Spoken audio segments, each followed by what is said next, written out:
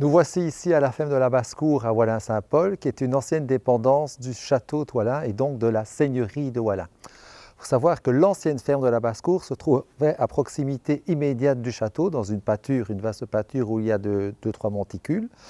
Et cette ferme de la Basse-Cour était reconstruite pour succéder à la précédente. Elle était reconstruite quand? En 1618, on le voit très bien sur les encres de la façade du corps de logis qui est ici derrière moi. Alors il faut savoir que cette basse-cour, c'était l'exploitation agricole qu'il y avait dans tout château d'époque médiévale, et donc à l'époque de la féodalité. Cette ferme de la basse-cour, par rapport à la précédente proche du château, il y a une coexistence pendant quelques dizaines d'années d'exploitation entre l'ancienne et celle-ci. Puis ça s'est achevé progressivement, je parle de l'ancienne, et à un moment donné, on a continué à exploiter certains bâtiments de l'ancienne ferme de la Basse-Cour pour cette ferme-ci.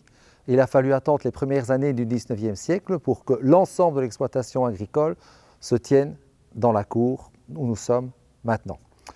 Alors là, depuis quelques années, je pense que ça fait à peu près 40-50 ans, cette ferme fait partie de la famille Reliot qui en est propriétaire. C'est le grand-père de Christian Reliot qui avait racheté la ferme à l'époque. Et elle est toujours exploitée aujourd'hui à des vocations agricoles. Et c'est un des sites emblématiques au niveau des fermes, des grandes fermes brabançonnes en quadrilatère que nous avons sur le territoire de la commune de Wallin.